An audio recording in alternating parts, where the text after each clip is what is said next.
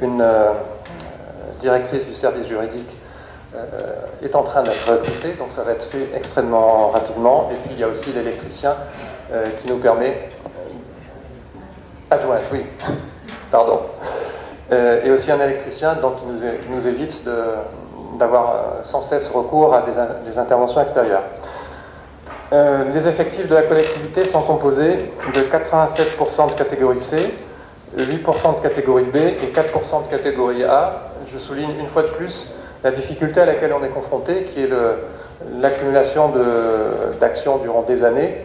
Nous avons plus que la moyenne en tout cas, de catégorie C, et on est au-dessous de la moyenne pour les catégories A. Donc on a des difficultés en termes de compétences au niveau de la catégorie A.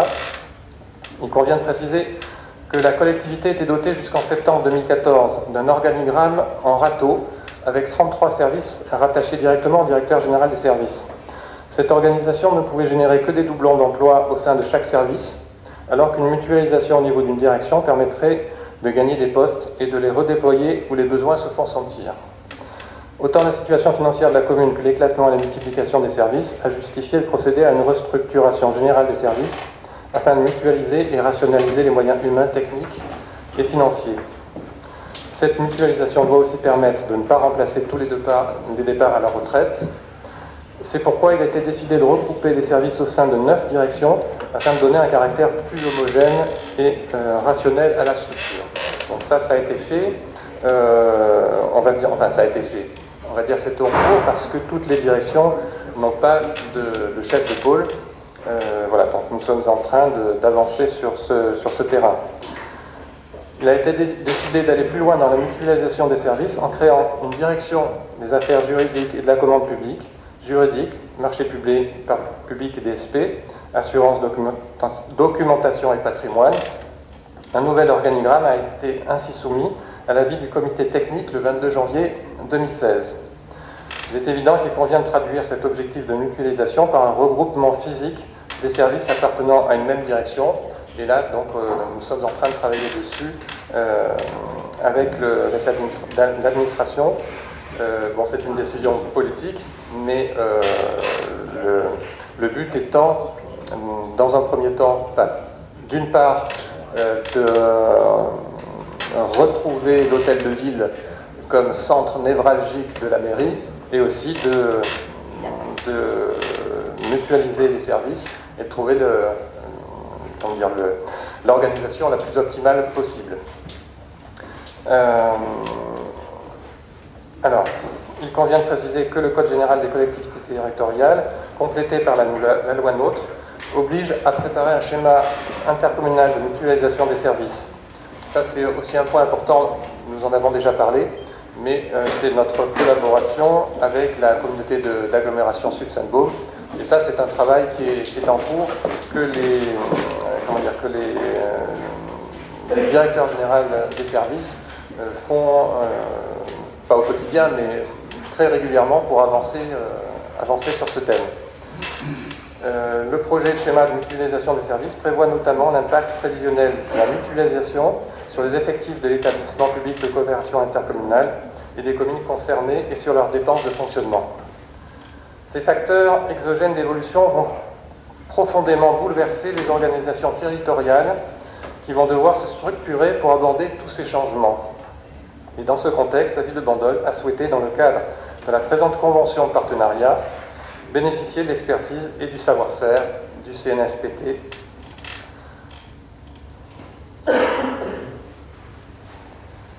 Bon, j'avais noté d'autres choses, mais je vais vous les épargner, parce que je m'aperçois que ça commence à être un peu long. Donc je ne vais pas trop vous lasser, mais je pense voilà, c'est vraiment important. Juste une dernière phrase, objectif stratégique de la ville de Bandol, j'ai souligné. À partir de 2016, la ville de Bandol souhaite réimpulser un véritable développement de ses orientations stratégiques afin de conduire un projet de mairie. L'un des objectifs est d'améliorer les pratiques managériales en vue d'inscrire la collectivité dans la performance durable. Voilà, donc nous nous y employons et nous avons bien entendu du pain sur la planche. Voilà, je crois que c'est l'essentiel. de ce que je voulais aborder.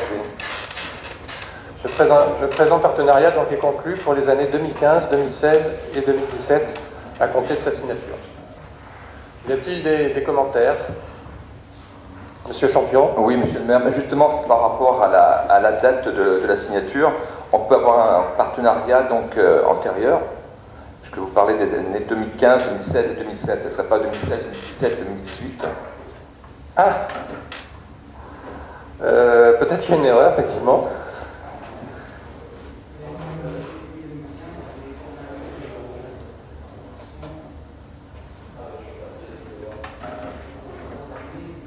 La formation pour les entretiens professionnels, elle était l'année dernière. Donc il faudrait peut-être enlever à compter sa signature. Alors. Parce que la signature, monsieur le maire va la signer demain.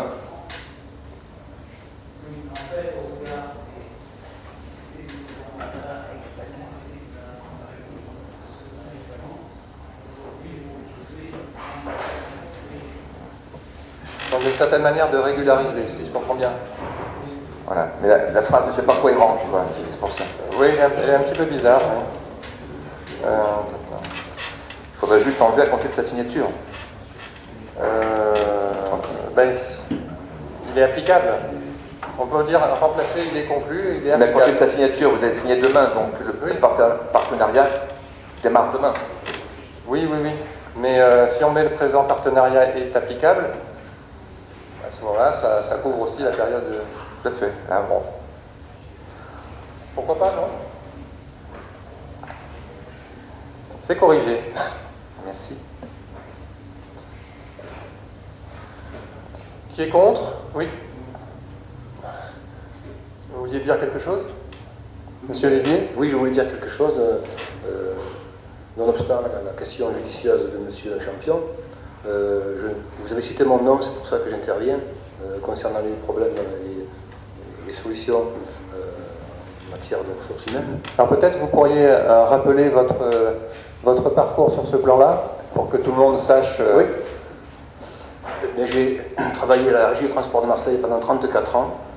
Les 10 premières années ont été consacrées à connaître et pratiquer toutes les techniques, pratiquement, pour arriver au poste de directeur des ressources humaines pendant 20 ans, à Marseille. Voilà mon parcours.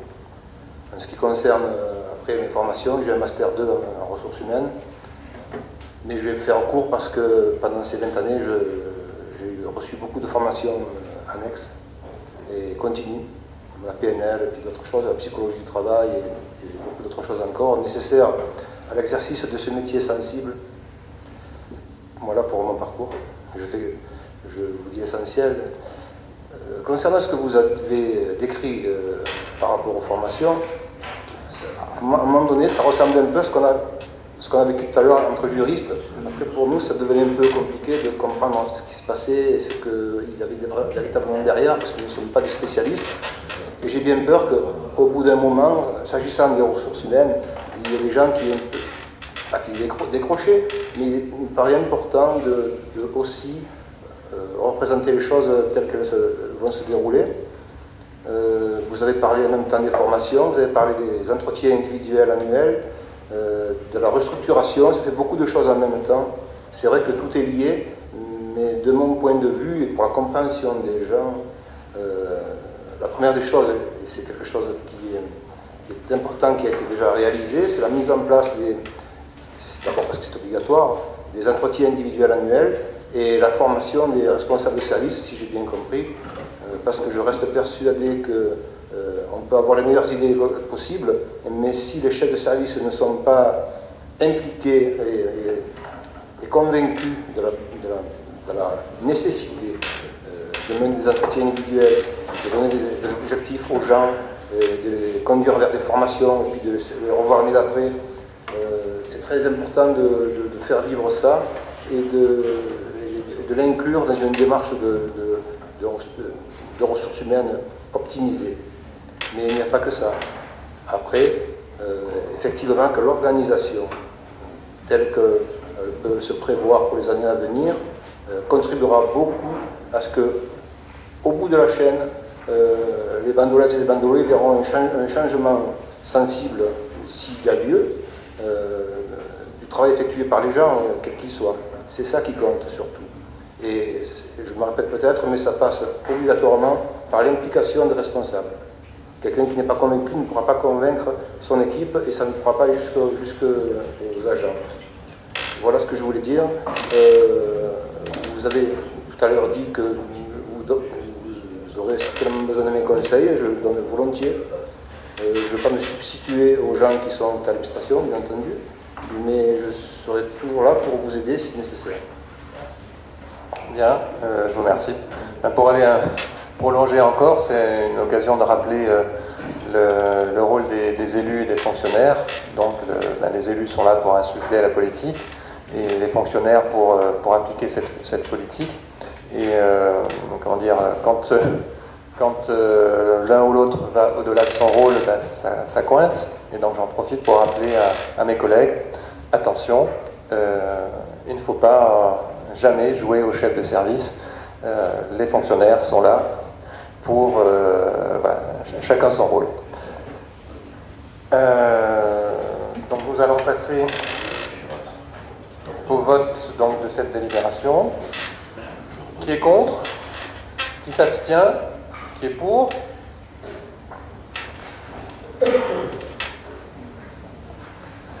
Délibération numéro 43, Madame Bourron. Oui. Donc, en l'espèce, les services de la préfecture nous ont confirmé que les enseignants de Bandol n'avaient plus le statut d'instituteur, mais de professeur des écoles.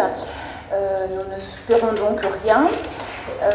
Cependant, la préfecture a besoin d'une majorité d'avis favorables des communes du Var pour fixer cette indemnité de logement. C'est la raison pour laquelle nous validons pour principe, même si Bandol ne paiera rien.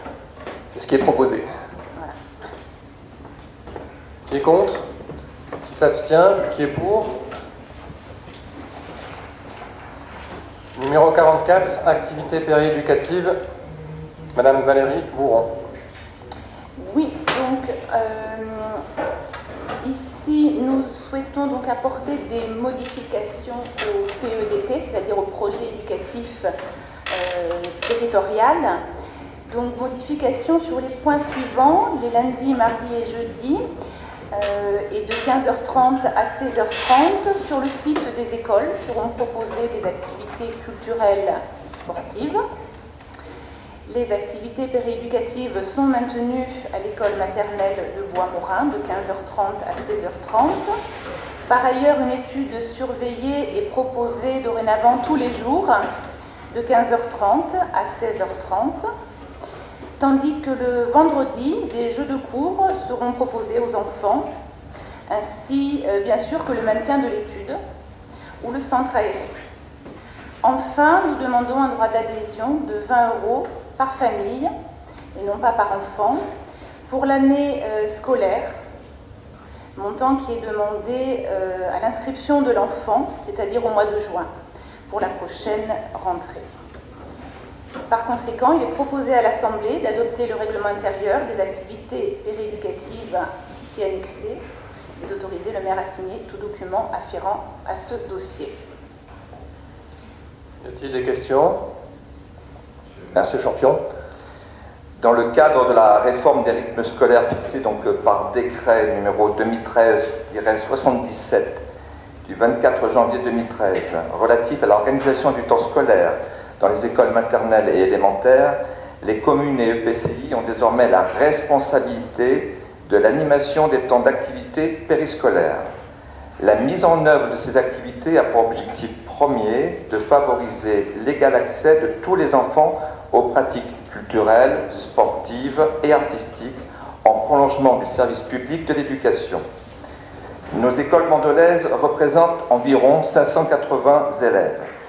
Vous nous soumettez une modification du règlement intérieur sans que l'on connaisse l'avenant du projet éducatif territorial. Cet avenant a-t-il été validé par le DAZEN? Donc, le DAZEN, c'est le directeur académique des services d'éducation. Voilà, donc ça, ce sont mes premières questions. Alors, l'avenant est en cours de signature en ce moment. Il a été signé par plusieurs partenaires et il est en cours de signature à la CAF. parce que vous devez nous présenter l'avenant donc, du projet éducatif territorial avant de nous présenter le règlement intérieur. Voilà.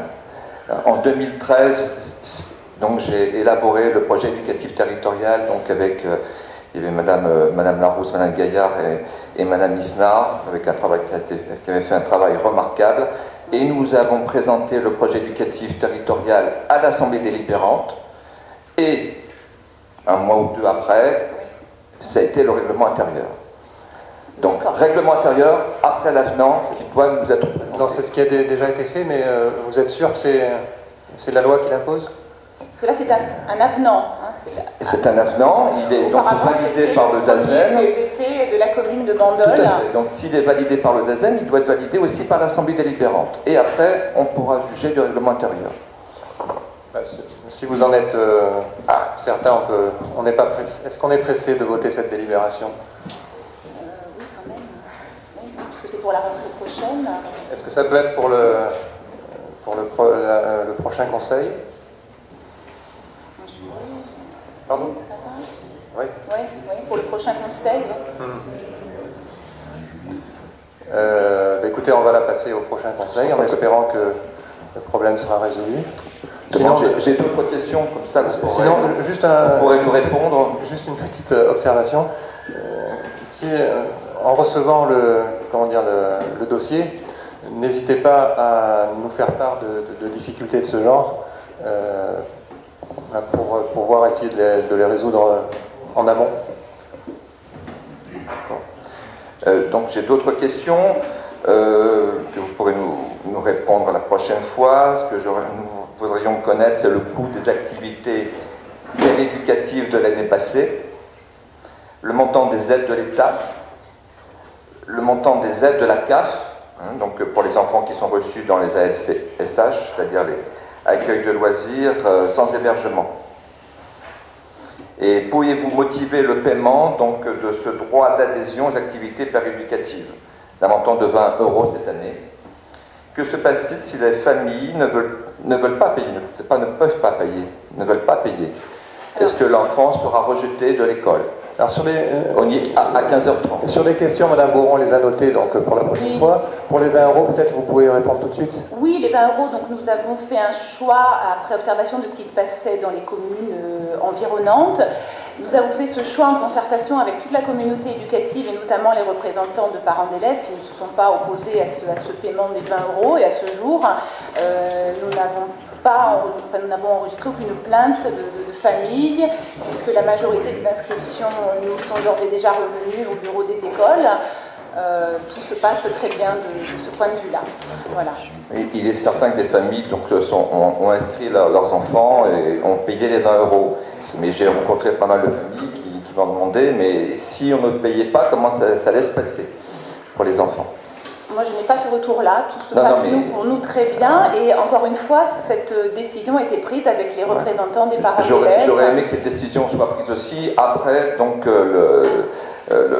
connaître les données donc, financières à propos du coût des activités périscolaires.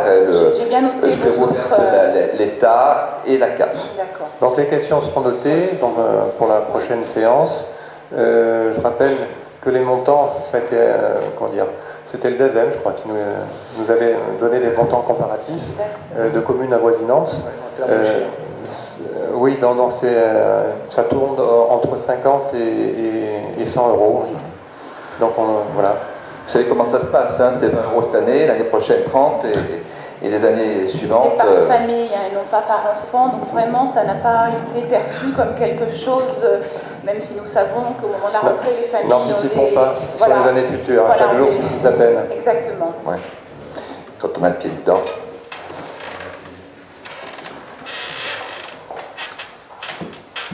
Alors, délibération numéro 45, Madame Boron. Donc, la commune souhaite assurer une activité d'enseignement de la voile destinée aux classes de CE2, CM1 et CM2. La commune prendra en charge le transport des élèves. Elle versera en outre à la société nautique une participation. Cet enseignant sera dispensé par la société nautique de Bandol pour un montant de 8 400 €. Vous avez le détail. voilà, les crédits nécessaires sont prévus au budget. Par conséquent, il est proposé donc d'approuver le principe de cette activité d'enseignement de la voile ainsi que son financement, d'autoriser le maire à signer tout document afférent à ce dossier. Qui est contre? Qui s'abstient? Qui est pour?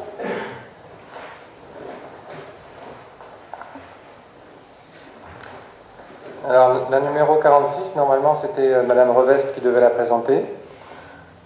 Donc, vu qu'elle n'est pas là, je vais vous la lire.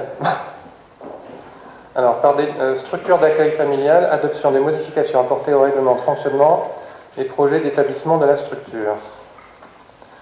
Alors, par délibération en date du 7 février 2011, le règlement de fonctionnement et le projet d'établissement de la structure d'accueil familial ont été adoptés par le conseil municipal. Cependant, afin d'être en conformité avec la demande de la CAF et un courrier rectificatif du service départemental de PMI, Conseil départemental du Var, il conviendrait de procéder à une modification comme suit. Le règlement de fonctionnement, apporter une précision sur le type d'accueil proposé, temps plein, partiel ou d'urgence. L'article 8, supprime les conditions professionnelles ou assimilées pour l'inscription d'un enfant. L'article 10, modifie le taux d'effort applicable pour le calcul du tarif horaire et apporte des précisions sur le renouvellement des contrats ainsi que sur la comptabilisation et la facturation des heures. L'article 11 précise la possibilité d'une orientation temporaire d'un enfant de plus de 18 mois vers le multi-accueil afin de libérer une place pour permettre l'accueil d'un bébé en cas d'indisponibilité d'une assistante maternelle. L'article 13 et 22 supprime l'obligation pour les familles de fournir les produits d'hygiène pour le change des enfants. L'article 26 apporte des précisions sur la fonction de continuité de direction. L'article 28 précise les modes de paiement des frais de garde. Le projet d'établissement, rectification de la dénomination conseil général en conseil départemental. Le règlement et le projet ainsi modifiés, après avoir reçu l'aval de la PMI le 3 mai 2016, doivent aujourd'hui être adoptés par le conseil municipal. Voilà, donc je ne crois pas que ce soit des modifications majeures. Sans doute que les familles seront satisfaites de ne pas être obligées d'apporter des produits d'hygiène. Bon. Qui est contre? Qui s'abstient? Qui est pour?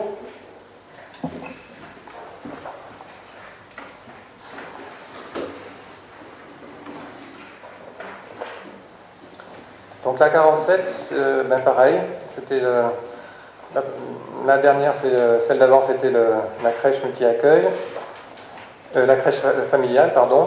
Et là, on est sur la structure multi-accueil, donc la halte garderie. Modification apportée au règlement de fonctionnement et projet d'établissement.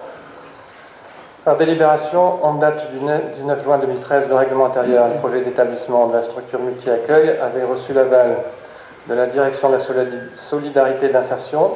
Donc ça avait été adopté en conseil. À la suite de la visite effectuée par le médecin de la PMI le 10 avril 2015 et conformément aux obligations légales, le conseil départemental a demandé le recrutement d'une nouvelle auxiliaire puériculture dans son rapport émis le 7 mai 2015. Cet agent ayant été recruté début novembre 2015, le règlement de fonctionnement doit comporter le nombre exact de personnes qualifiées.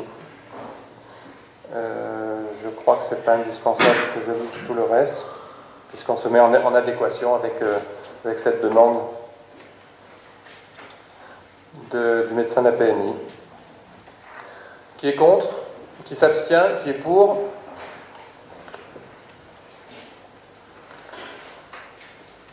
Délibération numéro 48, projet de dissolution du syndicat intercommunal d'électricité et d'éclairage de l'Ouest Varois, avis du conseil municipal.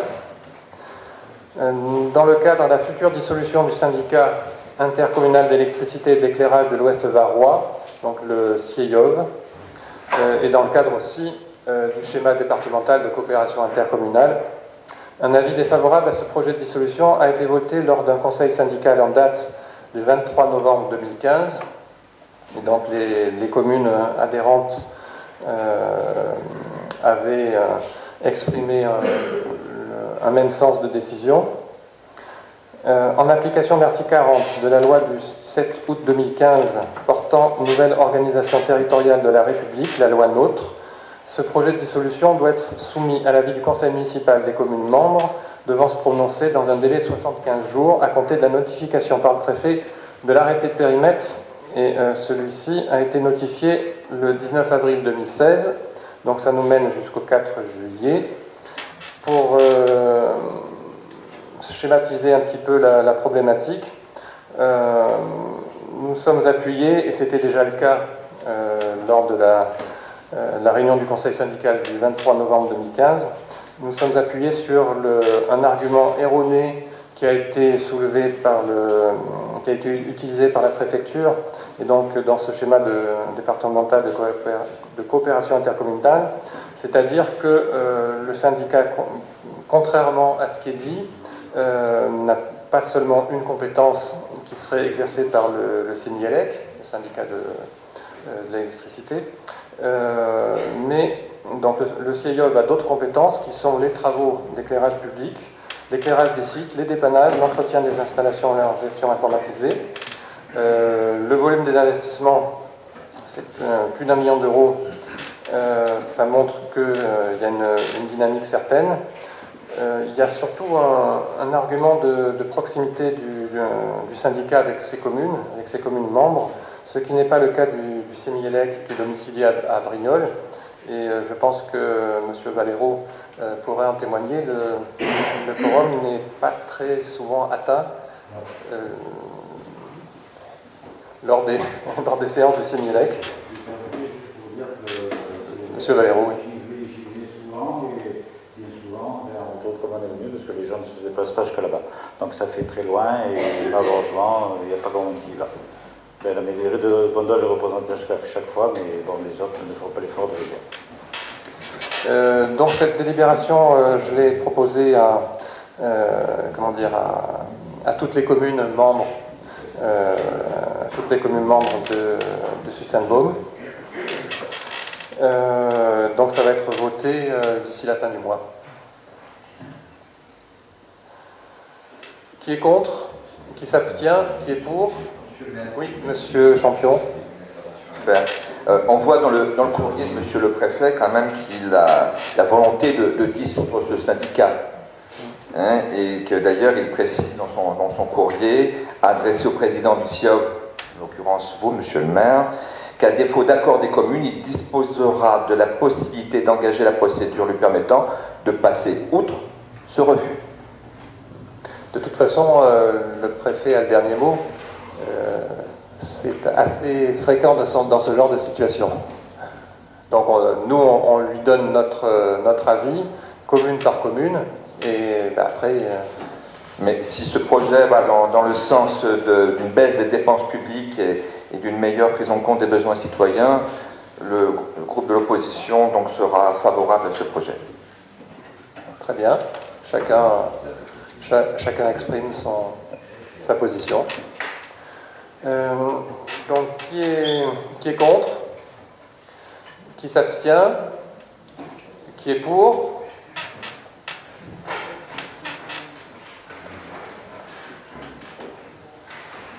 Projet de fusion du syndicat intercommunal Sanary-sur-Mer Bandol et du syndicat intercommunal à vocation unique d'assainissement Le Bossé-La Cadière d'Azur Le Castellet, avis du conseil municipal. Voilà, donc là, il s'agit non pas d'une dissolution, mais d'un projet de fusion. Dans le cadre donc, du schéma départemental de coopération intercommunale, arrêté le 29 mars 2016, il y a un projet de périmètre d'un syndicat issu de la fusion de ces deux syndicats existants. Dans la délibération, il y a 3 obstacles qui vous sont expliqués. D'abord, les périmètres des deux syndicats sont parfaitement circonscrits. Et s'ils recouvrent l'un 2 communes, l'autre 3 communes, c'est du fait de projets d'organisation qui ne sont pas tout à fait les mêmes. Et c'est même plus que de projets, c'est l'objet même. L'objet même et le statut qui ne sont pas les mêmes. Pour le syndicat Sanary-Bandol, il s'agit uniquement de gérer la STEP, la station d'épuration, et pour le syndicat de la Cadière de Bossé, et le Castellet. Il s'agit de gérer la STEP, mais aussi l'ensemble des réseaux. Les deuxième argument, donc les périmètres des deux syndicats répondent à une logique technique. En effet, aucun des deux systèmes d'assainissement n'est à ce jour connecté et aucune connexion ne peut être techniquement envisagée entre les deux systèmes. Enfin, dans les périmètres des deux syndicats, les services ont été organisés selon une cohérence et une logique économique et administrative différentes. Alors je rajoute deux autres raisons. Le syndicat Bandol-Sanary, bon ça j'en ai discuté avec les collègues de Sanary, on souhaite terminer la mise à niveau de la STEP et ça va nous prendre encore à peu près deux ou trois ans. Et par ailleurs, il serait logique que la communauté et l'agglomération prennent la compétence assainissement, ce qui est prévu. Mais ça va prendre un tout petit peu de temps. Voilà les arguments qui poussent l'ensemble des communes à refuser ce projet de fusion. Madame Cercio. Nous sommes très favorables pour l'avenir. J'ai pas entendu, pardon. Ce que vous venez de nous apprendre par rapport à l'éventuelle position de la communauté d'agglo à venir, c'est bien, c'est très bien. Bon, rien n'empêche, a priori, qu'il y ait une fusion des syndicats, ça permettrait de faire des économies d'échelle. Donc, sur la cohérence de la délibération précédente et de cesser donc le millefeuille qui coûtera aux contribuables. Je pense que les arguments que je viens de donner vont un petit peu à l'encontre de ce raisonnement. Chacun pense comme il souhaite, absolument, monsieur le maire. Mais bien évidemment. Je vous rappelle que le but de faire diminuer le nombre de feuilles du millefeuille, pour l'instant, bon, ça ne marche pas dans tous les cas, mais c'est effectivement le but, à terme, bien sûr. Qui est contre? Qui s'abstient? Qui est pour? Délibération numéro 50, Madame M.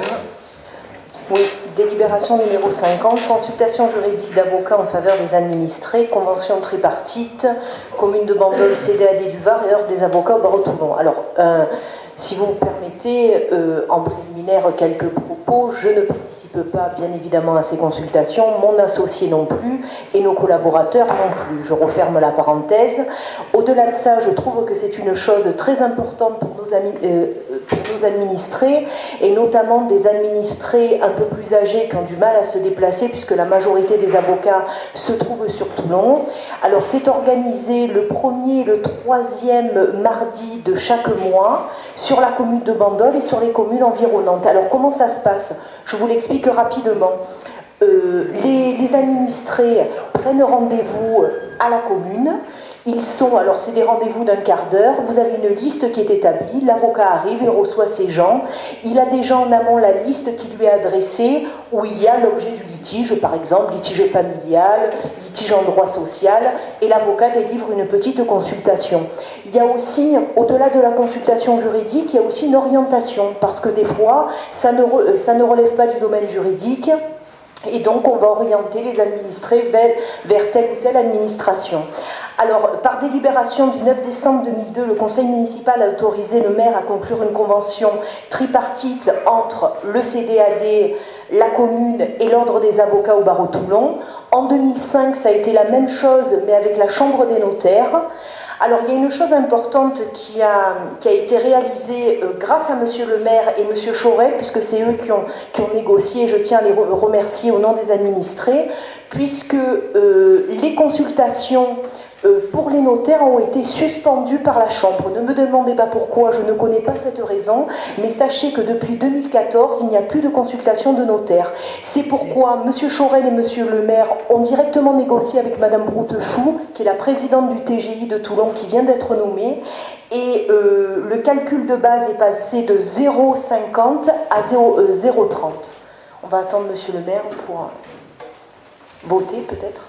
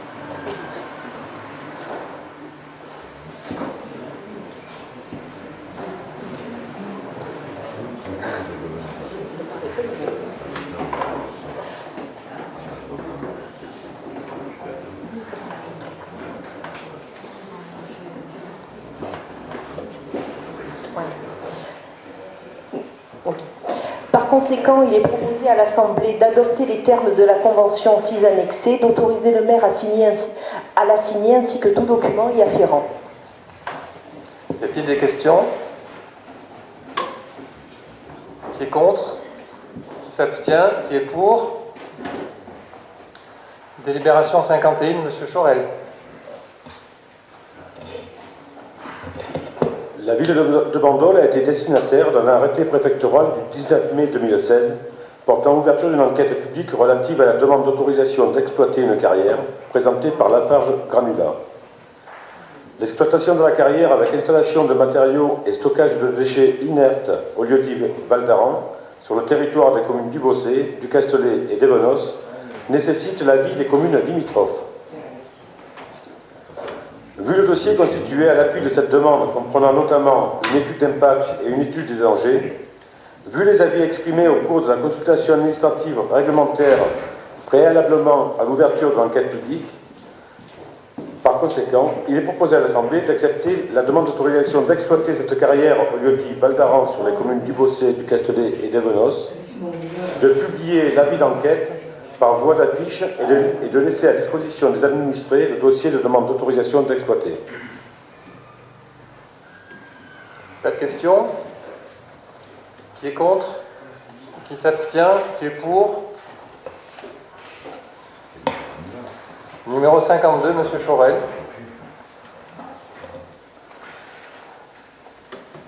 Alignement boulevard de Pierreplane au droit de la farandole. Une demande de nouvelle numérotation cadastrale a été formulée par la copropriété La Farandole, 6 boulevard de Pierreplane. Le plan d'alignement joint en annexe, établi par un géomètre expert, fixe les nouvelles limites de propriété inscrites au tableau ci-après. Donc c'est simplement une réorganisation en fonction des nouvelles constructions de cette copropriété La Farandole. Qui est contre? Qui s'abstient? Qui est pour? Numéro 53, Monsieur Chorel. Garantie au contrat de prêt, opération Redman. La garantie est sollicitée dans les conditions fixées ci-dessous. Vu les articles L 2252-1 et L 2252-2 du Code général des collectivités territoriales, vu l'article 2298 du Code civil, vu le contrat de prêt numéro 46878 ci annexé, signé entre Var-Habitat ci-après l'emprunteur et la Caisse des dépôts et consignations. Considérant que depuis 2015, la Caisse des dépôts et consignations a mis en place une nouvelle formule visant à faire délibérer après rédaction faite du contrat, vu les délibérations numéro 13, 14, 15 et 16 du 26 septembre 2014, considérant que la Caisse des dépôts et consignations indique qu'une seule délibération est obligatoire puisqu'un seul contrat est signé, compte tenu de ce seul élément, les délibérations prises en date du 26 septembre 2014 ne sont pas acceptables et le garant doit délibérer à nouveau en une seule fois pour garantir l'emprunt envisagé. Considérant que la Caisse des dépôts et consignations exige une délibération après la rédaction du contrat de prêt, article 1, l'Assemblée délibérante de la mairie de Bandol accorde sa garantie à hauteur de 50% pour le remboursement d'un prêt d'un montant total de 858 228 €, souscrit par l'emprunteur auprès de la Caisse des dépôts et consignations, selon les caractéristiques financières et aux charges et conditions du contrat de prêt numéro 46 878. Ce prêt est destiné à financer la construction en VFA de 11 logements Redman, 63 boulevard de Marseille à Bandol. Article 2. La garantie est apportée aux conditions suivantes. La garantie de la collectivité est accordée pour la durée totale du prêt et jusqu'au complet remboursement de celui-ci, et porte sur l'ensemble des sommes contractuellement dues par l'emprunteur dont il ne se serait pas acquitté à la date d'exigibilité. Sur notification de l'impayé par lettre simple de la Caisse des dépôts et consignations, la collectivité s'engage dans les meilleurs délais à se substituer à l'emprunteur pour son paiement, en renonçant au bénéfice de discussion et sans jamais opposer le défaut des ressources nécessaires à ce règlement. Article 3. Le conseil municipal s'engage pendant toute la durée de prêt à libérer, en cas de besoin, des ressources suffisantes pour couvrir les charges du prêt. Donc, en résumé, cette délibération, c'est pour régulariser les délibérations qui ont été passées en septembre 2014, 4 délibérations qui avaient trait à la garantie, alors que la Caisse des dépôts nous exige qu'il n'y ait qu'une seule délibération. Parfait. Monsieur Champion. Oui, juste une question. Ce même 26 septembre 2014, nous avons apporté notre garantie d'emprunt à 2 autres opérations, à savoir l'opération Sud Horizon, donc de délibération 17 à 21, et l'opération 4 Régates de la délibération 7 à 11, dont le bailleur social est également Varapita. Est-ce que la nouvelle formule mise en place par la Caisse des dépôts et consignations va-t-elle s'appliquer, est-ce qu'elle va s'appliquer à ces contrats de prêt votés ce 26 septembre? Est-ce qu'il va y avoir aussi un rattrapage des 2 autres opérations?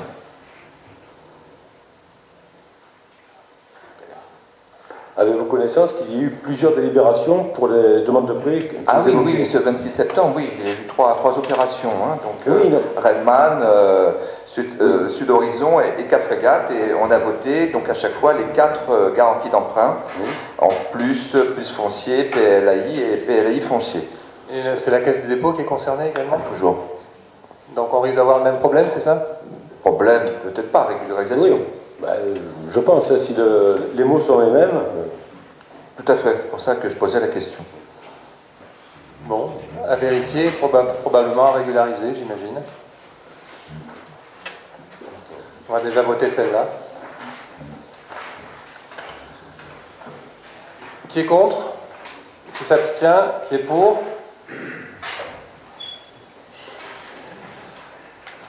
« 54, Monsieur Chaurel.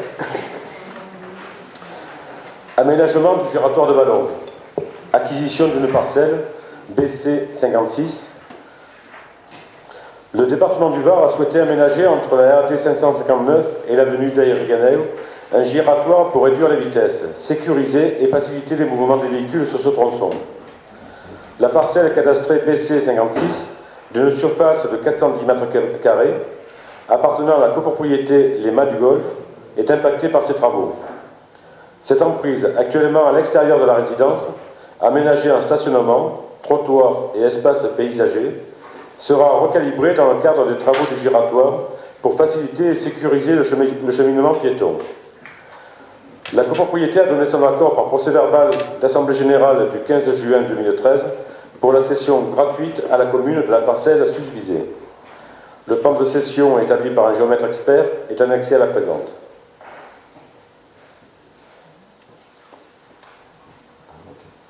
Madame Cercio. Avez-vous la certitude qu'il s'agisse d'une cession à titre gratuit? Je vous pose la question en fait parce que la copropriété s'étonne de ce principe de gratuité qui n'est d'après eux inscrit nulle part dans les documents d'AG que j'ai là. Ils ne semblent pas être d'accord. Alors, pourquoi déjà est-ce gratuit pour cette parcelle et à titre onéreux pour les autres décisions qui vont suivre? Voilà, si vous avez qu'on puisse leur répondre. Moi au syndic. Donc, d'après eux, il n'y a pas d'écrit? Il y a l'Assemblée, il y a l'Assemblée générale, bien sûr, que j'ai là, du 15 juin 2013, mais il n'est indiqué à aucun endroit, à aucun moment, d'après eux, selon eux, qu'il y ait une session à titre gratuit. C'est le titre gratuit qui pose difficulté. J'ai à votre disposition un document du syndic de copropriété qui écrit en date du 15 juillet 2013, Sanary-sur-Mer. Je l'ai, il m'en a parlé le syndic. Monsieur le maire, agissant en qualité de syndic de la résidence ci-dessus référencée, donc les Mâts du Golfe, 15 juillet, attendez, nous nous permettons de venir vers vous en réponse à... Mais écoutez-moi, Madame Cercio, je vous réponds. Vers vous en réponse à votre courrier en date du 29/1/2013 et suite à l'Assemblée générale du 15/6/2013, ayant pour objet la modification du giratoire de Valongue. Oui. À cet effet, nous vous prions de bien vouloir trouver ci-joint l'accord de la copropriété des Mâts du Golfe pour la régularisation de l'emprise de la parcelle BC56 située à l'extérieur de la clôture et aménagée aujourd'hui en stationnement, trottoir et espace vert. Nous restons à votre disposition pour la signature du modificatif parcellaire cadastral. Oui. Pensez-vous qu'un syndic, s'il y avait une Je contrepartie l'ai eu au financière, téléphone encore ce matin. nous les avons rencontrés sur place pour mettre au point les travaux. À aucun moment, le syndic ou les copropriétaires présents n'ont évoqué une rétribution pour la parcelle. Je suis navrée, hein. Moi ils me disent qu'ils sont étonnés de ce titre gratuit. Là, je ne fais que transposer ce qui m'a été dit, sachant qu'ils m'ont même dit que pour le moment rien n'avait été signé, puisqu'il y avait donc, c'est le syndic qui m'a fait un mail hier, donc à 11h40. Donc nous avons été contactés par une personne de la mairie pour convenir d'un rendez-vous pour la signature des documents d'arpentage. Le rendez-vous a été fixé le 27 juin à 14h. C'est une simple question. Alors, je dirais que peut-être pour être prudent, ce que je peux vous proposer, c'est le report de la délibération et que soit joint lors de la prochaine présentation un document réellement écrit du syndic sur l'acceptation de cette notion de gratuité. Parce que je vous assure, Monsieur Churel, qu'ils m'ont simplement dit le contraire. Voilà. Après... C'est surprenant, et d'autant plus surprenant qu'ils fassent une démarche auprès de vous-même et qu'ils ne viennent pas faire une démarche auprès des services municipaux. Là, pour le moins, la démarche... je vous rejoins, c'est pour ça que je pose la question. On m'en parle, je vous en parle. Alors que nous les avons rencontrés in situ, avant de démarrer les travaux. C'est à régler effectivement en interne. Moi, j'alerte après. C'est à vous de voir et de suivre le dossier, effectivement. Est-ce qu'il y a urgence à voter cette délibération?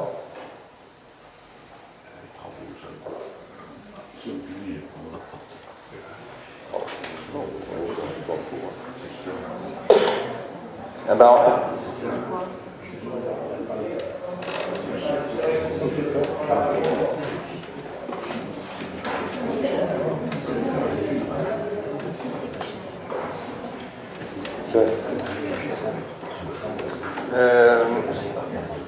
il y a une phrase qu'il faudrait modifier alors, si on vote cette fois-ci. La copropriété a donné son accord par procès-verbal de l'Assemblée générale. Non, je ne sais pas, mais enfin, c'est quand même surprenant. J'ai sous les yeux donc les résolutions de l'Assemblée générale. Résolution numéro 32, modification du parcellaire cadastral. Autorisation délivrée au syndic pour la signature des documents joints à la convocation. L'Assemblée générale, après avoir pris connaissance des documents joints à la convocation, pris connaissance de l'avis du conseil syndical et après avoir délibéré, autorise le syndic à signer les documents concernant la modification du parcellaire cadastral. Si à un moment ils avaient un doute quelconque sur la non-gratuité, je pense que ça aurait été évoqué dans un des documents, à aucun moment. Vraiment. Parce qu'ils disent l'exact contraire. Enfin, ils disent simplement, ce qui est dit, c'est nous, on n'a jamais dit que ce serait gratuit.